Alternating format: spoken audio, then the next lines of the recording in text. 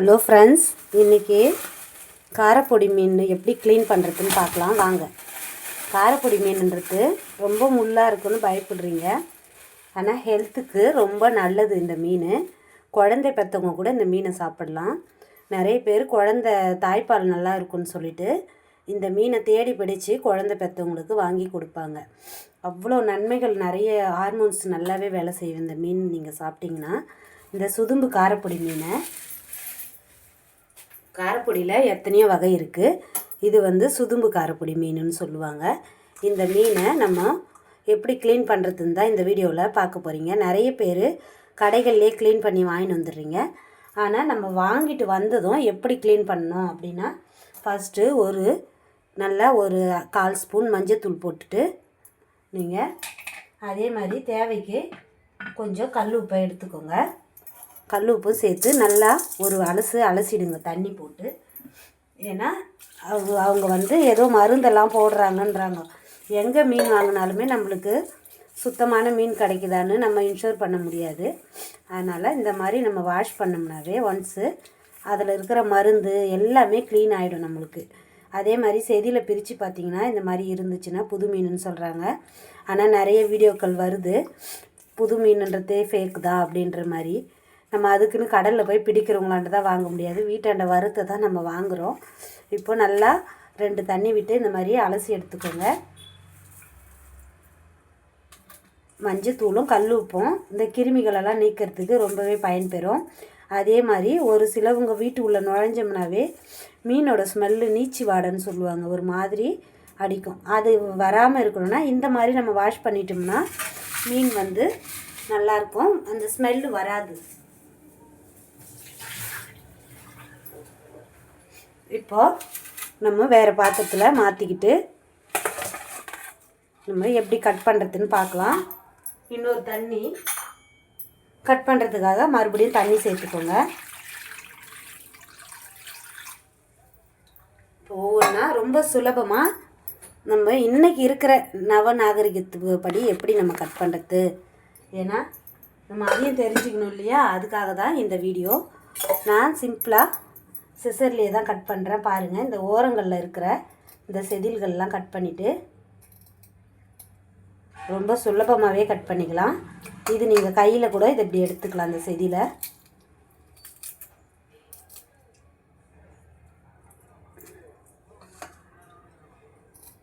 ஒரு சிலவங்க இந்த செதிலாண்ட இருக்கிற இந்த பகுதியுமே சதை இருக்குன்னு சாப்பிடுவாங்க. ஆனால் மோஸ்ட்லி அதை அவாய்ட் பண்ணிக்கிறது நல்லது. சின்ன பிள்ளைங்களுக்கு இதில் இருக்கிற முள் தொண்டையில் போய் மாட்டிக்கும், அதுக்காக அது வேண்டாம். இவ்வளோதான், அருமையாக சுலபமாக க்ளீன் பண்ணிட்டேன் பாருங்கள். இதே மாதிரி எல்லா மீன்களையும் நம்ம க்ளீன் பண்ணி எடுத்துக்கலாம். காரப்பொடி மீன் எப்பொழுதும் சும்மா சிம்பிளாக ஒரு பூண்டு மிளகு அரைச்சி ஊற்றி குழம்ப கூட்டி வச்சோம்னாவே காரப்பொடி மீன் குழம்ப அடிச்சிக்க முடியாது, அவ்வளோ டேஸ்ட்டாக இருக்கும். சளி பிடிச்ச டைம்லலாம் இந்த மீன் வாங்கி நீங்கள் சமைச்சி சாப்பிடுங்க. இது மாதிரி எல்லா மீனையும் நம்ம சுலபமாக கட் பண்ணி எடுத்துக்கலாம்.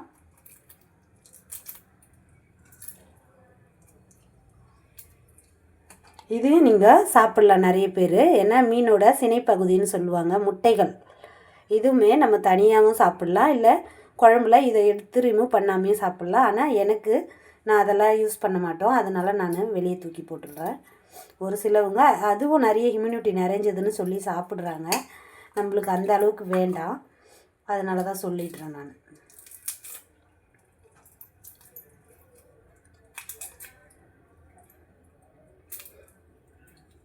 ஏன்னா ரொம்ப சுலபமாக இந்த மாதிரி கட் பண்ணிட்டோம்னா நம்ம நீட்டாக நல்லா க்ளீன் பண்ணி வாஷ் பண்ணுறது ஒரு நல்ல விஷயம்.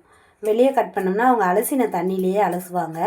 காரப்பொடி கட் பண்ணவே பயப்படுவீங்க, ஆனால் அருவாமனையில் நம்ம கட் பண்ணோம்னா கையில் கண்டிப்பாக கிழிக்கும். இது எப்படியாவது நம்ம கையில் அடிபடும்.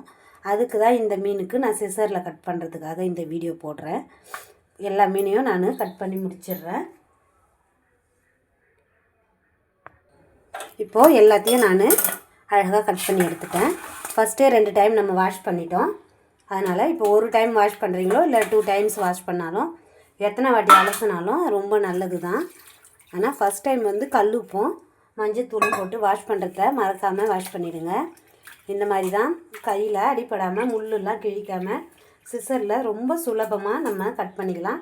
இந்த தலை கூட வேணான்னா நீங்கள் தூக்கி போட்டுடலாம். ஏன்னா குழம்பு டேஸ்ட்டாக இருக்கும் அப்படின்றதுனால தான் நான் தலையோடு போடுறேன். இது ரொம்ப பொடி மீன் இல்லையா, தலையை எடுத்துட்டோம்னா மீன் மாதிரி ஷேப் இருக்காதுன்றதுனால தலையோடு நான் போட்டிருக்கேன். இதில் இருக்கிற அந்த சினைப்பகுதியை நான் அழகாக நீக்கிட்டேன். வேணுன்றவங்க நீங்கள் கண்டிப்பாக சேர்த்துக்கோங்க. ஃபஸ்ட் டைம் என்னோடய சேனல் பார்க்குறீங்கன்னா ஒரு சப்ஸ்கிரைப் பண்ணுங்கள். என்னோடய வீடியோஸ்லாம் பிடிச்சிருந்துன்னா லைக் பண்ணி எனக்கு சப்போர்ட் பண்ணுங்கள். நிறைய பேர் வீடியோ பார்க்குறீங்க, ஆனால் லைக் பண்ண மனசே வரல, ஏன்னு தெரியல. என்னோடய ஃப்ரெண்ட்ஸ் எல்லாருமே பார்த்து சொல்கிறீங்க. எல்லோரும் வாட்ஸ்அப்பில் மெசேஜ் அனுப்புகிறீங்க. ஆனால் வாட்ஸ்அப்பில் அனுப்புகிறத விட இந்த மாதிரி யூடியூப்லேயே நீங்கள் கமெண்ட் போட்டிங்கன்னா எனக்கு கொஞ்சம் சப்போர்ட்டிவாக இருக்கும்.